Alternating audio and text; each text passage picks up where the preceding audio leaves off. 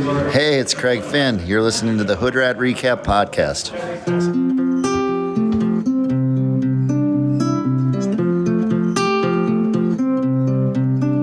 In the later afternoon, it sort of softens on the avenues, wasting the remainder of the day. Drinking off what's left of the glasses on the tables when the couples get their checks and walk away. We got bored, so we started a podcast about the best bar band in the land, man. This is the Hood Rat Recap, and we are back. We're your steady stream of the unified scene, of the news and reviews of the band that you love, that we love, and it's always been. See what I did there, guys? Hello, everybody. This is Stage Right Mike on the mic, and I talk hold steady all night. And when I like to talk hold steady all night, I throw up the rat signal, and just like that, the Hood Rat Pack has assembled. And hark! That can only be from Middle Earth, the unified scene's very own King of Queens, Gaspar. Gaspar, how you doing today? I'm doing pretty good, Mike. But you know what? I've been trying to get people to call me Coors Light. Why is that, Gaspar? Because I'm cold and I'm crisp and I'm made for the mountains. How is that working out for you? Not so good, man. Not so good. People keep calling me room temperature Blatz. Oh, man. Wow. I wish I had a couple of those Blatzes right now. I wish you were stuck on a mountain. And that's the sound of our third mic, and our producer, Kevin, is whatever. Kevin, how you doing? I'm doing great. I'm very excited for tonight's show. I'm not even going to let your terrible Freddie Knuckles bring me down because people know that they're just the worst part of the show. And so we're going to apologize. But we're going to get into some great parts of this show, which is us talking about the new Craig Finn record, which I just really can't wait to get into. Yeah, we were very lucky, got an advance copy of it. And so we've all sat down with it and digested it, read the book, and we're going to break it all down for you. Yeah, I'm really excited. I want to say thanks to Ken Weinstein at Big Hassle, who is Craig's publicist in the Hold Steady, for sharing the record. Always been with us. We've had it for a couple of days now, really got a chance to get into it. But even with how as long as we've had it to listen to, there are still... It's like an onion. I don't know that I've gotten to the center. Or, Tootsie Roll Pop. I don't think I've licked it enough to get to the middle. And I can't tell you how many licks it'll take to get to the middle of this. Always been. But there's a lot to talk about. Yeah, if you include the book that he released with this, Lousy with Ghosts, there's a lot of red yarn. We got a lot of red yarn and tacks we can pull off today, guys.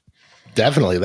I was going to say, I mean, I've definitely been, my map and yarn and tacks have been out, and this is right up my alley. He definitely leaned into the idea very much like a Separation Sunday, where there is connections and interwoven storylines here to weave through, and both in the record and the book. So I found myself reading the book, going back to the record, trying to figure out which identifies with which, and putting the whole story together is actually quite a lot of fun. And I'm sure people are going to be doing the same. And the story is so elaborate, and the album and the way it's presented, there's a lot of description to it. And each song is sort of, it's interesting that Lousy with Ghosts is like the companion piece, because each song is almost like its own chapter. And as you read Lousy with Ghosts, you start to get names and sort of more information about the characters in the record that, and the one thing I will say that's sort of interesting, which you guys probably picked up on, and anybody who listens to it will, it's not linear. The story bounces around a little bit, almost like a Back to the Future, or like a Spider-Verse, where like depending on who's looking at the story, their perspective is a little different. And track 1 to 11 is not the order of the story. The story actually bounces around in a lot of ways, and even the book sort of does it. It's not a linear thing. It's kind of just the way Craig wanted to flush out these characters in his universe that he created. Right. Yeah, there's many different POVs, different points of view. And we're going to talk about all that, but I don't want to scare people away like we're talking about the Games of Thrones season 4 or something, because you can just listen to these songs. I think the songs just rock. You can just put on the CD and let it play as you're driving and just rock out with the songs also. Right. I mean, speaking of that, like, why don't we just dive into what we thought of the overall record before we get into interwoven storylines and all that? So now, after spending some time with the new record, Mike, what's your thoughts? Yeah, like I just said, I think that it really rocks out. It's weird because when I heard he had the different production team for this one, I was really starting to love with what him and Josh Kaufman were doing the last couple albums. But then I realized I think you have only so many albums you can do with a producer, and I think this really freshened it up. And like I said, this one, it's kind of got a bright sound to it, kind of a rocking sound to it. And the biggest compliment I can give to it, Craig, he just had Jason Isbell on his podcast sometime this year within the last 6 months, and Jason Isbell just released a CD, so I was kind of listening to that, and then I listened to Craig's CD, and I think track for track it stands up with it. I like Craig's better even.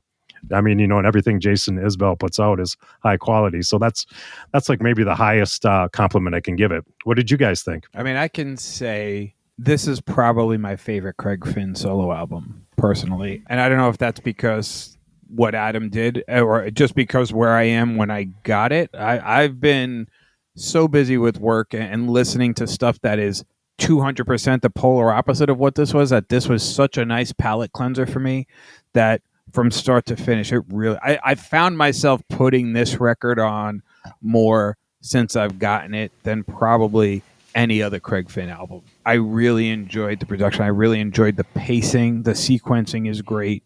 When we get into sort of the track by track, there are some moments that I had a harder time getting around, but overall, from start to finish, this really was a great album. So I have to give Craig all the credit in the world for making something, and not only making something that sounds so inviting and enjoyable, but it's also so different from what I've known him to do that it really is, like I said, it's my favorite Craig Finn solo album, and it's definitely the one I've listened to the most, if that even helps paint the picture. Like, I've had this one less than the other ones, and I've listened to this one probably more. I tend to agree with you, man. Like, I mean, I've said it all along that I feel his solo career just gets better and better with each record. That we've seen progression and branching out in different ways. For me, like, one of the biggest parts of this record is the addition of the War on Drugs. I mean, is incredible. The musicianship on this record is awesome. The guitar work from Adam is haunting in spots. Like, just even in the opening track of Bethany, that guitar, and it's not super complex. It's not like we're not getting Eddie Van Halen, but like, it's just, there's something about the tonality of it and just how it lands that it's such a haunting guitar part. I really did enjoy it. And I feel like you're right. The whole production of the record, it's more focused for sure. Maybe that's because it's kind of a concept record, but it's definitely his best record to date. I agree with you. Well, and going to what you were saying about the guitar playing too, like, it doesn't have to be Eddie Van Halen. And the best guitar players will tell you the work that is the best is the one that serves the song. And every part here serves the song, whether it's what Craig does. And like when you're talking about with Bethany, I mean, we played a little bit of in the intro. You can hear how Bethany stripped down, where it's just Craig and the guitar, still holds up. Now, I like the fully produced version. I like the piano in it. I like the way it gels. But if I had to sit through the acoustic version at a gig, I wouldn't be mad about it. And that's a testament to how good the song is and how well it's put together. So, I do think it's focused in a way because the story is all the songs kind of play together. I feel like the songwriting is more focused, and it may sort of tie into some of the stuff we've read and seen come out where he just knew these characters so well. And the stories in the songs are so good because he had flushed this out enough that he wrote an 80-page book around it. Like, he knew what these stories and songs were supposed to say, that he would put a companion piece out, which is really a testimonial to how well and how he lived with these characters and wanted to present them to us, which is exciting. It's really an exciting thing for this project. Right. And that's what's nice about the companion book, is that because it is, in many cases, you'll have the perspective from one character in the song, and then when you find the story that kind of is the companion piece, and it's pretty easy to figure that out because he leaves little breadcrumbs. Many of the title of these stories are taken right from the lyrics, so you can kind of match them up. But it's a different perspective from another character, either the other person in that story or maybe somebody looking on.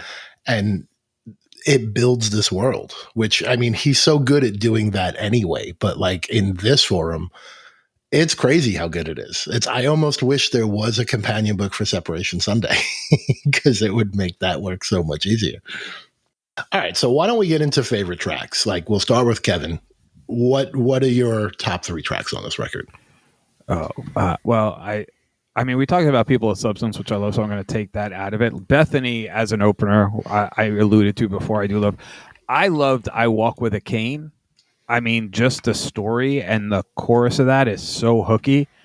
It's really, really a great song, and we'll get into sort of the messaging behind it in a little bit, but it's really a little messed up too when you kind of get into the why he walks with a cane. Like, and it's built out in the book. There's a whole chapter on that whole bit in the book where it talks about a bloody sock. We'll get into that. So I liked I Walk with a Cane. And then the other one I really loved was Luke and Leanna, which I think is partially driven by the backing vocals by Kathleen Edwards who shows up, because that female voice in that song is so good. Yeah. And it really is a great moment in that song. But it's almost unfair. I'm just picking 3 because those are the 3 at the top of mind. But I also feel like if you ask me this question in a week, it might change because it's a complete album. But gun to my head right now as we're talking at this moment, I'm going to go with Bethany, Luke, and Leanna, and I Walk with a Cane now. Okay. Mike, what do you got? Yeah, I agree. Luke and Leanna is a great song, but I was going to go with track number 7, A Man Needs a Vocation, because I thought this song really, it made me understand the whole album the most out of all the 11 songs. This is the song that kind of, I said, oh, I see what's going on here. It kind of was a great overview for the whole. Bethany's pretty good too at track 1 at doing that. So I was going to say A Man Needs a Vocation. I really love that song. I still love Shamrock. I know it's the kind of an older song now and it doesn't fit. It's the last track 11 and it doesn't really fit in, but I really like the companion piece Craig wrote about it. That might be my favorite companion piece in the book, and I still love that song. And then this other one, I think we didn't talk about this. We didn't want to talk about the album much, but we did accidentally talk about this song a little bit. I like Fletcher's, the Talking song, track 6, and I think that's the one. I know you guys didn't get into that one as quickly. I think that's the one that I relate to. I mean, it's a guy waking up after a Saturday night in Minnesota, and maybe I just over related to it because I've had like 20 or 30 of those moments that he has in that song, and it just sounded like I was hanging out with old friends, to be honest. I mean, I really related to that song. I mean, and you guys said you didn't know if it was as good as his other Talking songs. I mean, God in Chicago starts with a funeral, and then Messing with the Settings ends with a funeral. This song is just about a guy trying to find him, where he wants to live in the country. The stakes aren't quite as high in this song, right. And I kind of enjoyed that like that.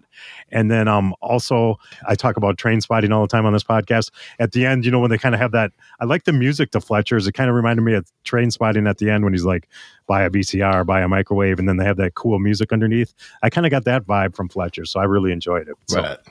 What about you, Gaspar? What I will say about Fletcher's, and you're right, we did say that out of the talky songs, God is in Chicago, Messing with the Settings, and this, that I felt this would come in third, basically. But after spending some time with it, I'm still, how do I put this? I don't dislike the song. First of all, it's probably his most adventurous song, because it's kind of out there a little bit. And then as I read the book and get into the story, it almost feels like Fletcher's is the crossroads or possibly the beginning. It's a little hard to tell because there are characters that are at Fletcher's. They're at that party. And we'll get into that when we dive into the book part. So I found that very interesting. Whereas I think Messing with the Settings and God is in Chicago was like, because they were standalone pieces and were easily accessible and you got the beginning, the middle, and the end, it was easier to digest that. But I wouldn't say I dislike the song. I think it's pretty cool and interesting and mysterious. Just a little harder to listen to than the other 2 songs, but I think that's because it's of a piece. And I feel like where it falls in the record, and I get that's where Craig wanted it. But I think because that it's sort of sandwiched between The Man I've Always Been and A Man Needs a Vocation, it sort of is in a weird place to have what is the longest song on the album, I think. I have to check the times, but I felt like Fletcher's is the longest tune. And because it's this long, elaborate talking story, it's almost jarring, and that's probably by design, if I would have to imagine, by Craig and the way his mind works. Like, here you are kind of bopping along, rocking along up until that point, and then Fletcher's kind of hits you like a bus because it's so different than what you've just been dealing with. Right. But the story is so elaborate. So even when we first talked about it, and I was like, oh, it's harder to get into, as I've lived with the album, it plays well because it almost gets you ready for the second half. I agree with you. It feels like the crossroads part of the story, even though, like we said, it's not linear. Right. That song sets up almost what would be the second half and the second act of the record in a great way. So to talk about my three favorites, and I agree, I feel like I have to put People of Substance aside because we went so heavy on that song, and we all do really love that song. The ones that stood out on getting into this record for me was Luke and Leanna, because I feel, especially after reading the book, it's a fake out, and we'll get into why that is. And I thought that was really very clever. And I'm a big fan of Postcards, man. Like, it's such a cool, like, it's upbeat. I like that there's a more upbeat Craig Finn song, kind of like People of Substance, but it's a little dark. Like, it's a great song. It's catchy. And I am really partial to Shamrock, man. Like, I'm so happy it's on this record. We've been listening to that song at gigs for so long, and it's such a great story. You guys had brought up, it was Kevin that brought up I Walk with a Cane. I didn't want to interrupt you, but to point out, like, what's cool about that song is the way he's singing in the beginning. It's like a different style for him altogether. Like, I can't quite place what it's reminding me of, but it was cool to hear him vocalize that way. So I thought that was pretty cool. And the one thing that's, in typical Craig fashion, whether it's the Hold Steady or whatever, is this record is all over the world. Like, he mentions cities and countries and towns all over the place. Right. Like, this story isn't set in one location. I mean, he's talking about Pennsylvania. He's talking about Spokane. He's talking about, there's even a reference to Switzerland. And it's just, in the typical way, like, if you had a globe and you got to put your Always Been pins around the globe, you'd have literally dots in many places, which I think is always fun with what he does. And there's a legit reason for that. And maybe this is a nice segue to get into the story of what's going on. Are we good for that? Or... Oh, yeah. That's why I do what I do, to set you up for segues. All right. So into other bits. Before we get into this is the first time we're going to be able to say this is the spoiler alert portion of our podcast, because we're going to get into the story of these songs and the book, and it's going to reveal some stuff, but I think it's worth doing because it's really very cool. So what might be interesting, an interesting way to do this, Kevin, tell me the story of this record. Give me a summary of this story. Well, the main character is named Nathan, which we don't know from the album.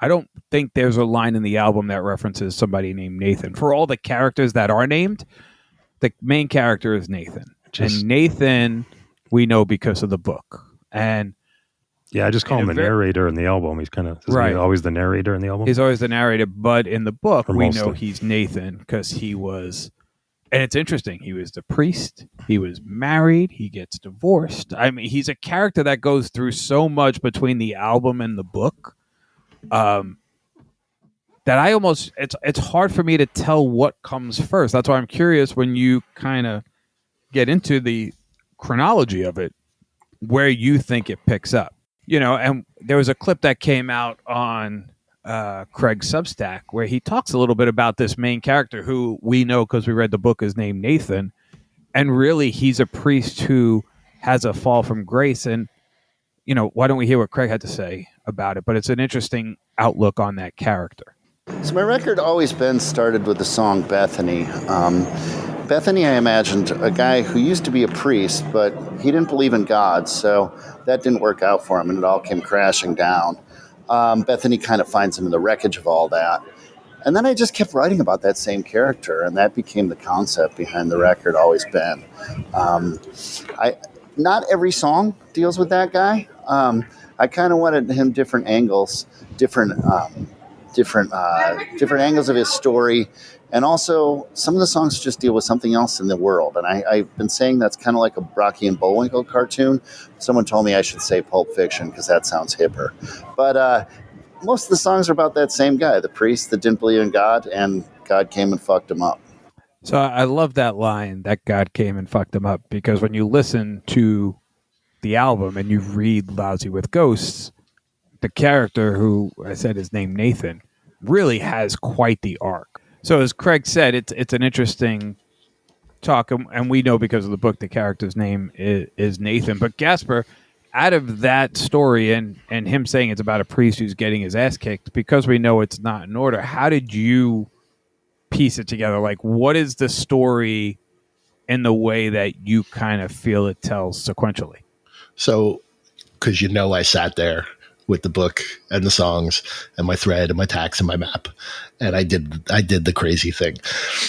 And it's awesome because it is all over the place. If I had to put this record in order, I would say it goes Luke and Leanna, then I Walk with a Cane, then A Man Needs a Vocation, then People of Substance, then Bethany, possibly Postcards, though I'm not sure, Crumbs, Clayton, and The Man I've Always Been. I think Fletcher's is kind of hard to place because I think it's a crossroads song, and it's hard to put it in the time frame of where things are at. And Shamrock, I think, is just kind of a side story. It doesn't relate to the main story. It's just kind of an aside.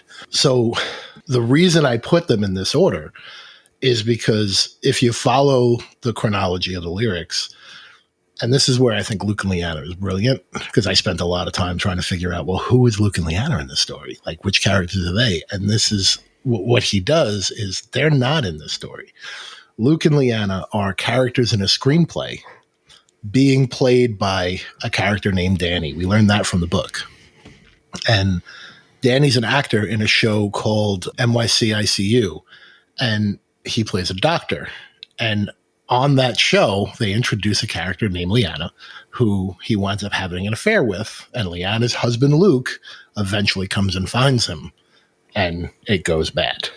So Kills him off the show, kills him off the show both. Exactly. Right? And that's when Danny gets released from the show because he gets killed off, and that's when his troubles start. Yeah. Correct. So to me, that's where the record really starts, because it's the fall of Danny. And you have to get this from the book, but Nathan is coming home from the military and trying to figure out what to do with himself, and hooks up with Danny in LA.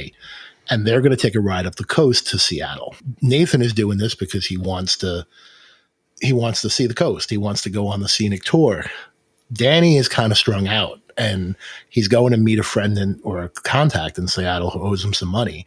And you kind of get the impression that there's drugs related to this, and like, this is not a good scene. And this is why I say I Walk with the Cane would be the next song, because we learn that Danny dies in Seattle. Danny winds up in a bathtub. We don't really know how he dies. I suspect it's a drug overdose, but it could be that the deal went bad or whatever it was. But Danny dies, and Nathan winds up robbing him, taking his money and leaving him in that bathtub. I love how he says that. He doesn't say he robs him. He said he mingled his money with Danny's money. He mingled their money together. Right. I really love that phrasing. That was he mingled what was yours and mine, or something like that. It's a great line. Is it Seattle or Spokane?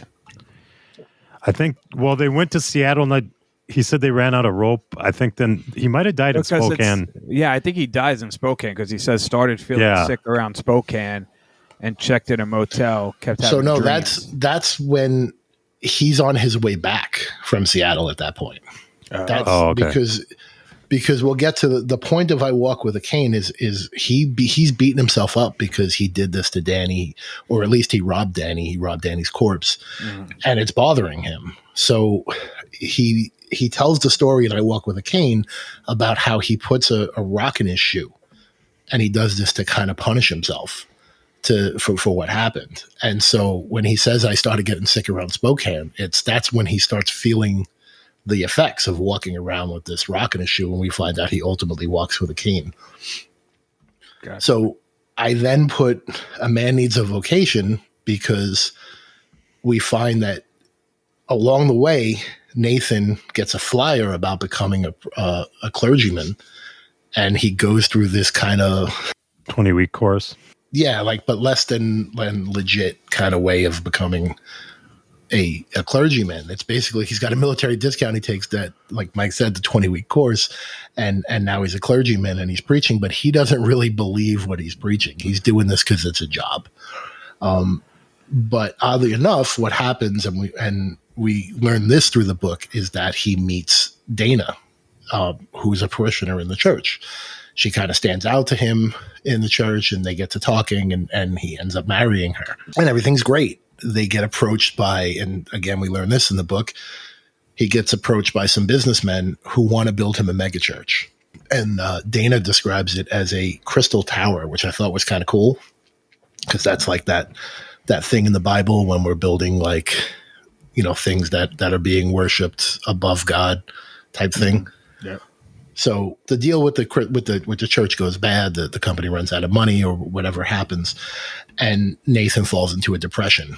And then something happens. I think it's a car accident. It's kind of not really gone into detail, but Nathan winds up getting hooked on pills. So then through the lyrics, we learn that their marriage is going bad.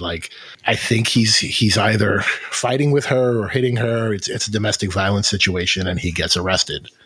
And Dana leaves him. And that's where we get to People of Substance, because now this is after their marriage, and he's basically trying to get her back. He still seems to me like he's a little strung out on pills in the lyrics of that song. He's maybe going through a 12-step program, but hasn't gone through all the steps. And that's why I say Postcards could possibly be thrown in there.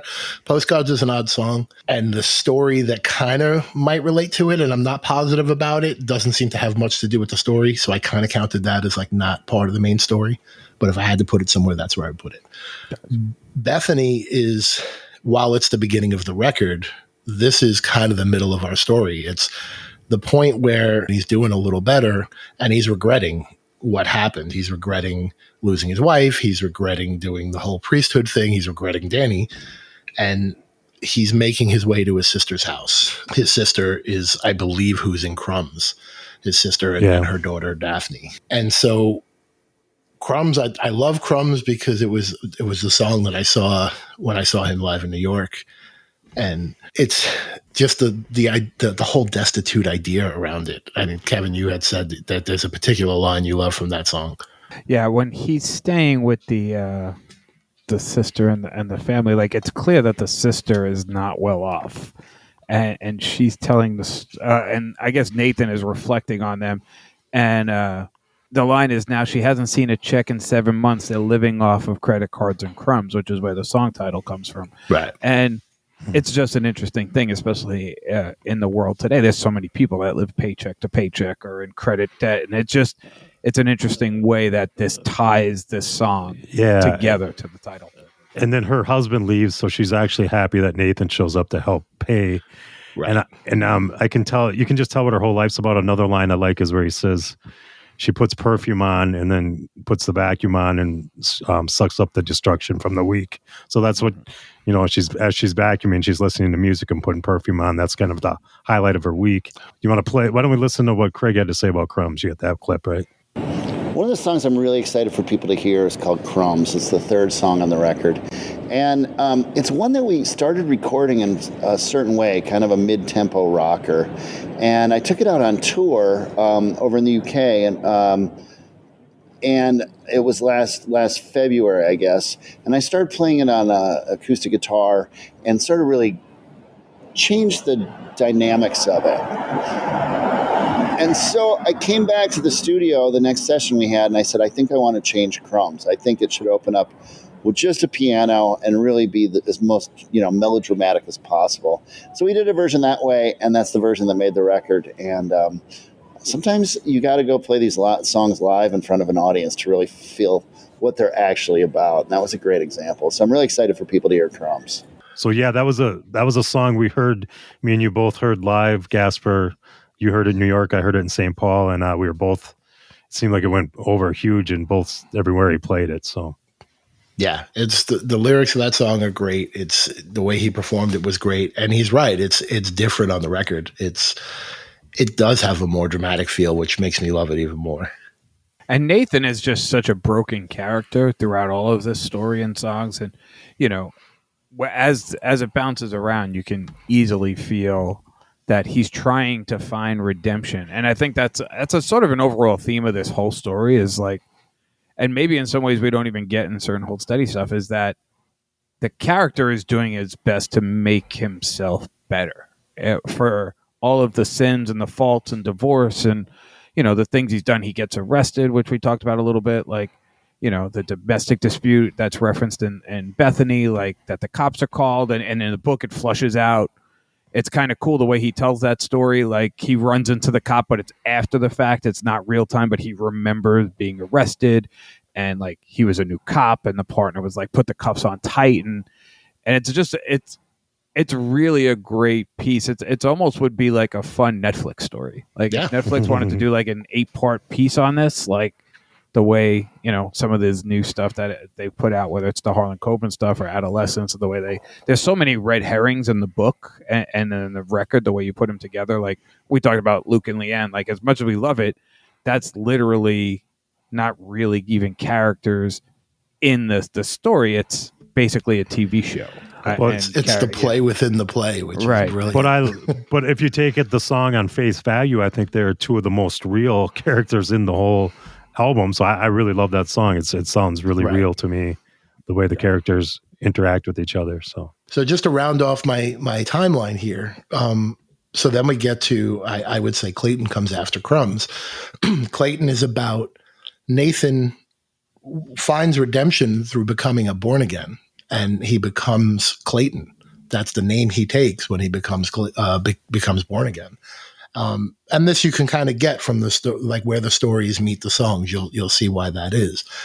And then we get to The Man I've Always Been, which to me is him finally accepting life the way it is, everything that's happened, and he's being his most sincere self at this point of his life as Clayton.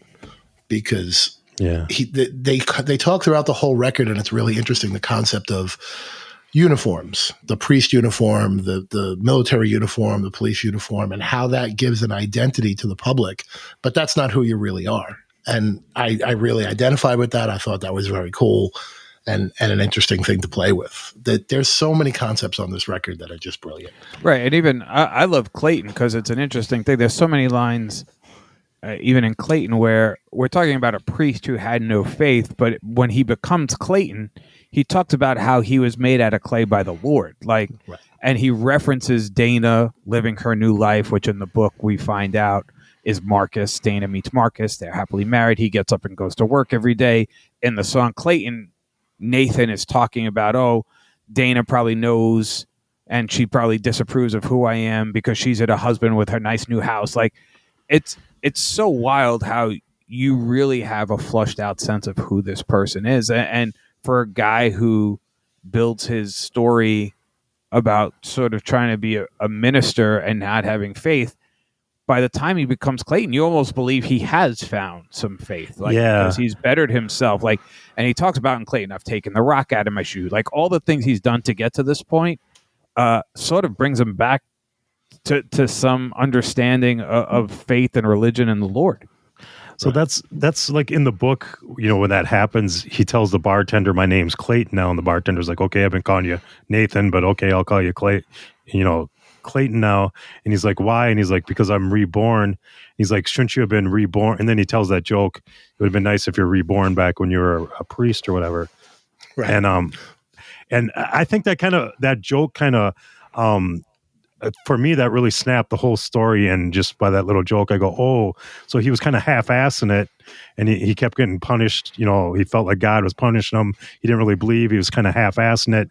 Now he's gone reborn. He's fully in, and now that he's fully in, things are starting to happen to him. He's not half-assing stuff anymore and stuff. So, right. I don't know. That's what I took just from that bartender's joke. It does tie the whole story together. It's the whole point of like, now when he finally has faith, it's when he's not a priest. It's when he's not faking it.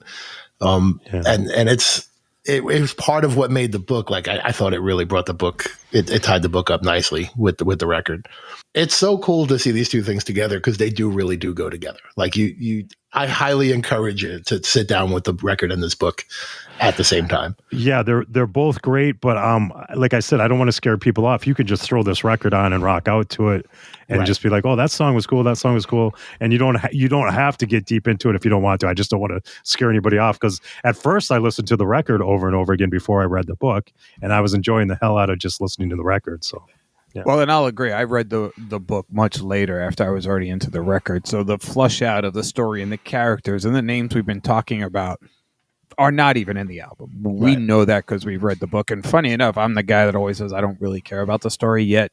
For some reason on this record, always been like I did kind of care about the story, probably more than I have even the Separation Sunday stories and the Charlemagne line. Like, maybe because it was all in one record, it was pretty digestible. If he puts it into Always Been Part 2, I might not be able to follow along. But for what this is right here, like I'm in. Like I'm into the Always Been miniseries. Like I'll probably even read the book again at some point because it really is a cool story. And it's crazy to understand how an artist's mind works to create a story of this guy and the death in the tub and stealing the money, and I'm going to repent by putting a rock in my shoe and getting a limp and walking with a cane. And now not only is all that, but like the way it's even brought out in the book, it's not that we get in a story, it's that the person he's staying with, that the friend's wife finds a bloody sock and so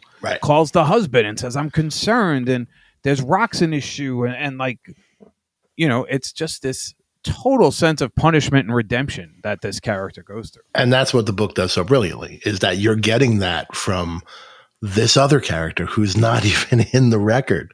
It's their perspective, and that's why it fleshes it out. And by the way, I just want to say I'm really digging the fact that like one of us, you are one of us now. No. Let me just state on the record right now, this is Craig's solo fault. I will not be doing the yarn and the mystery of the Hold Steady. Not until the next album. But right now, I'm in the Craig Finn album. So, but gotta say, this is so far one of my favorite records of the year. Possibly my favorite record of the year thus far. Wow. Like I said, I said early on, it's my favorite Craig Finn solo album. I'll be very curious to hear what people think when they listen to it, because, and look, as you said, Mike, and I think it's a really smart point to make, for as deep as we're making this story sound, it's just 11 great songs too. Like if you don't want to get into that, if that's not your bag, which usually it's not mine, I think because we were preparing for this podcast, I think because we were reading the book, we had all these assets in front of us, it sucked me in. But if you're just not into that, this is still 11 great songs that I think you can enjoy. It's a solid 50 minutes of music that, like I said, for all the stuff that I had been listening to, it's a great palate cleanser, and it's so diverse. And we got, you got to give it up to the people he worked with and the band that put it together. And, honestly, it could be one of my favorite records of the year so far too. And I'm going to really want to see how it holds up in 6 months. Maybe we do a look back show and see if it still feels the same. I would be excited to go see this. I would. It's funny you say that because so Jonas, who was on our last episode, got to talking to us about the new record, being excited for the new record, and like he was really into the idea of analyzing it. And I told him we were doing this, but what I did ask him, and I'm hoping he takes us up on it, is at some point I'd like to go into the Craig Finn catalog and put this in with the catalog and talk about the whole thing, because the way Jonas breaks stuff down is really awesome, and I'd love to get his take on it. So we may get into that, and we'll see where that goes. And while you're talking about the people on this record, I think we would be remiss if we didn't mention some of them. So we have the War on Drugs, who are awesome, and then you got Sterling Laws, who worked with Low Moon and Liz Phair and Kim Gordon. Kathleen Edwards, who is always a favorite. She's been on the last couple of records. She always adds so much to the record. Alex Fischel from Spoon, and I'm a huge Spoon fan. It was cool to have him on. And what did you guys think of Sam Fender? So he's the guy on Postcards. He's the other singer. which I thought sounded great. It's funny because that's also Sterling Laws on the drums on that song. So that song has double firepower because it's got Sterling and Sam together. Look, I mean, I don't want to sound like a broken record, but I mean, knocked it out of the park with this one. He really did, and I'm excited to see what the people that listen to our show say about it. And I don't think I'm out on a limb here on this one. And like talking about it with you two is easy because you guys tend to agree with me because I'm usually right. But it's when we get the other people involved and then they prove I'm right too that makes me very happy. And I think people are gonna agree with me on this one. All right. Well, Jonas, we've thrown down the glove. It's up to you to pick it up. All right. So I have an interesting question. Here's a fun one. If you had to pick one song to get somebody to listen to from this record who wasn't, let's say, a fan, that you were like, hey, check out Craig Finn on his new album, what would be the song you would tell people to start with? That is a good question. Mike, why don't you take it first? I would say A Man Needs a Vocation. Kind of tells how he became a clergyman. It kind of sums up the whole album for me, and I think it just sounds musically, it's just very interesting what's going on. Sometimes I listen to the story, sometimes I listen to the music in the background when I listen to it so many times. So I think that's what I would start with. But I don't think there's a wrong answer there. I think they're all good. Well, and there isn't. And I think that's the point of it. Like, it's not even your personal favorite, but like looking at the 11 tracks laid out, part of me leans to People of Substance, which is almost like I'm excited that was their first single. But then part of me, like, I really do love Crumbs. I love the way it's presented. I love the lyrics in it. Like, that's why it's a hard question. And it's not my personal favorite. It's just, if I had to tell somebody, hey, this is why Craig Finn's Always Been album is the one you have to check out and start with this song. That's why I just thought it was a fun question to pose to the group. Like, taking the stories, taking everything out of it, but you're picking one song to get somebody to check it out. So you're saying you're sticking with A Man Needs a Vacation, which is fine. I think it depends on what you're trying to accomplish by playing the one song to the person, because there's a few ways to look at this. It's like, if I want to get them into the story of what this record is about, I mean, I probably would go with like I Walk with a Cane or A Man Needs a Vocation, because I think it does represent the story very well. But then there's the idea of like, some of these songs they're slower. They're not typically the song you would introduce someone to a new artist if they were unfamiliar with Craig Finn. So I agree with you. I think People of Substance is a great jumping off point because it's touching the story, but it's also upbeat and it's a fun listen. I feel the same way, and maybe a little more so, about Postcards, because what Postcards does, while it doesn't really get into the storyline heavy, and I find it hard to actually fit it into the storyline, it has that snarkiness that he can have sometimes, which I love with the way he writes. The idea of like,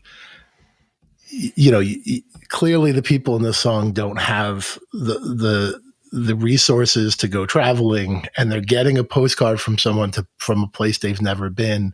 And their response is like, hey, I'm going to write you this letter.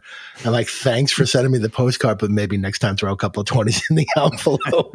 That made me crack up so much. And it is an upbeat song, but it's got that attitude to it and it's got that darkness. I think I would go with Postcards.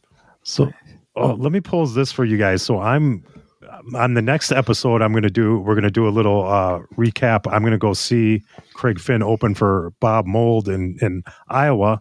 And I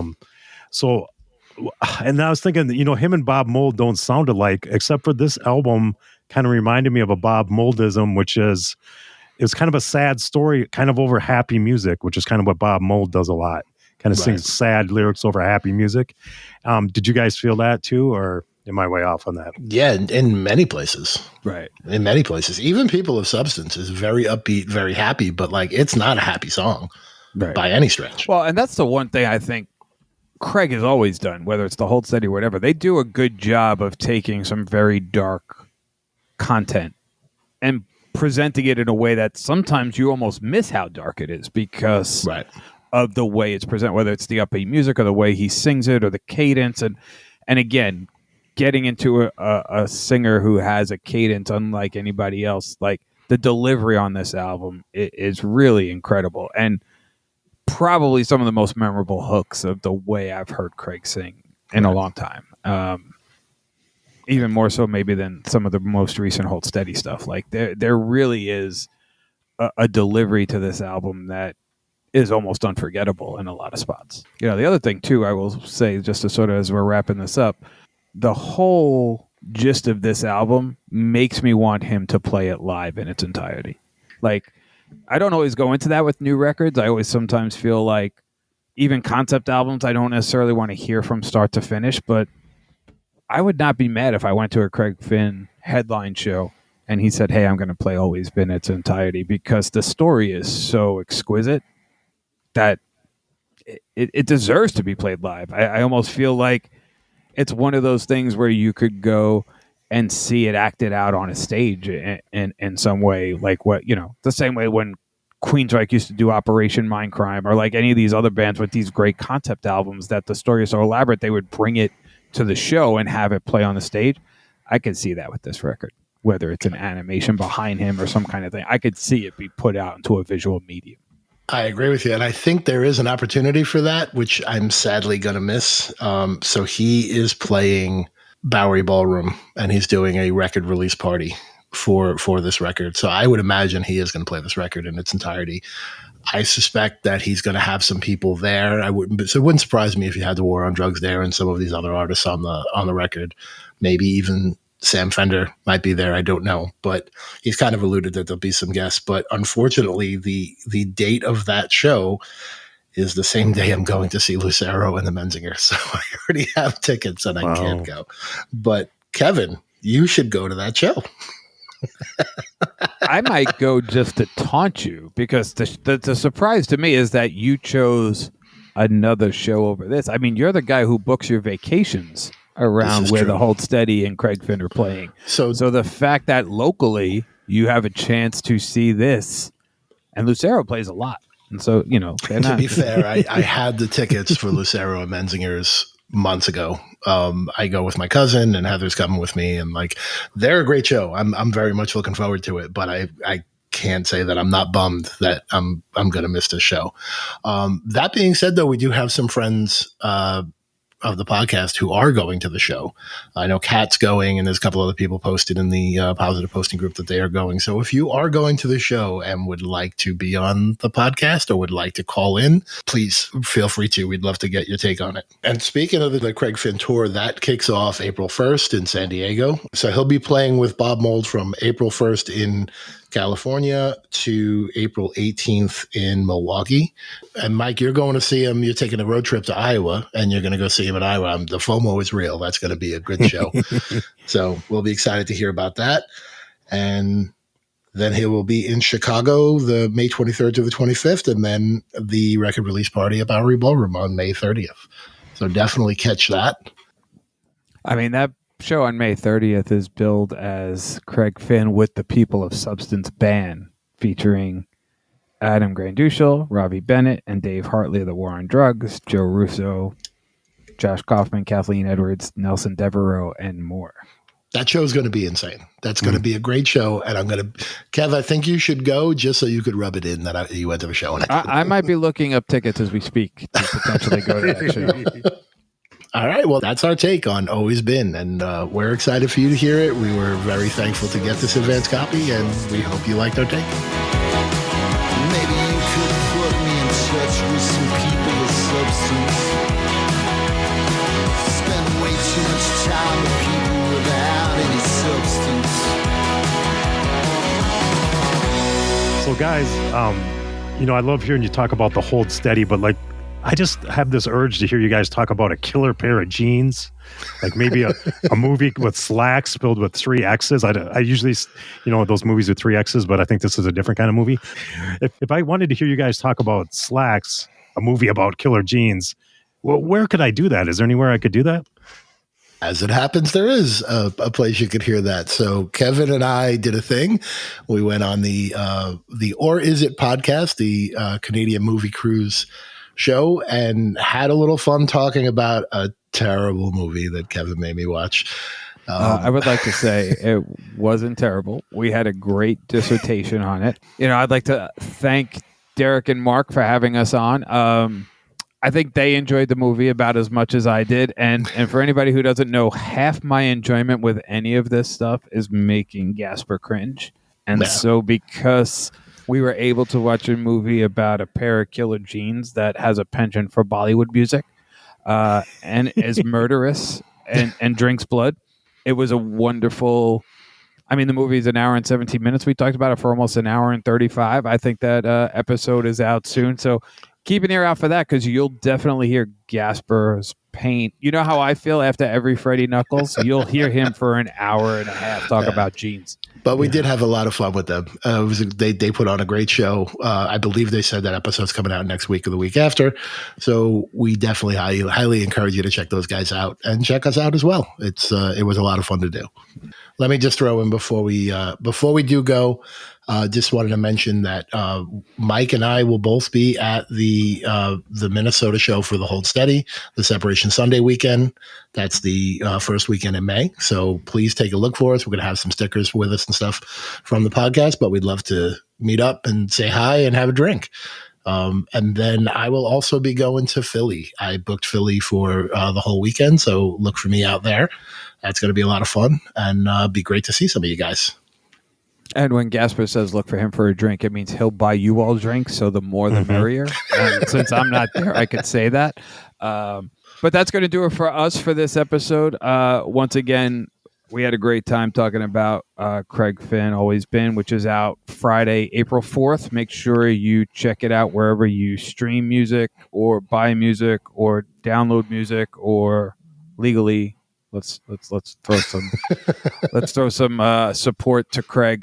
This is a great record, as you know. Once again, thanks to Ken at Big Hassle and the whole Craig Finn team for sharing this with us. And we do this because you guys check it out.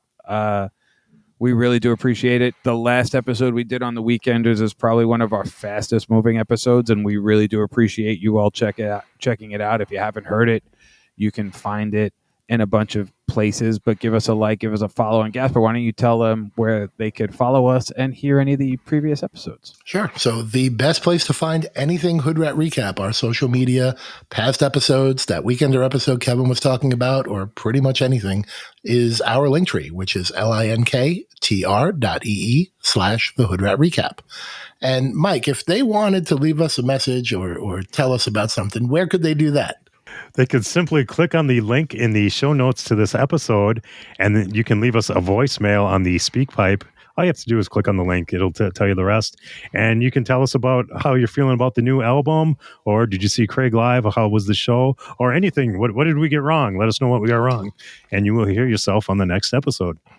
I'd especially like to hear if you disagree with my chronological order of this record. That would be a lot of fun. So please feel free to leave us a message on that. And the more speak pipes you leave, the happier Mike gets. So feel free to just call and just say nothing and breathe heavy. He likes that too. Yeah. I'd like to be on the receiving end of that sometime.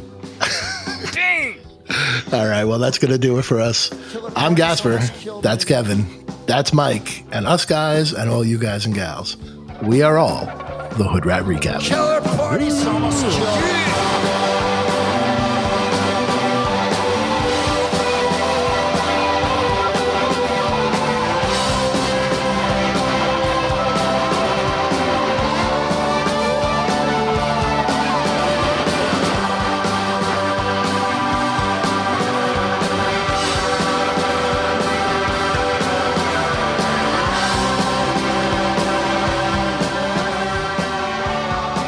Is the Hood Rat Recap, and we are back.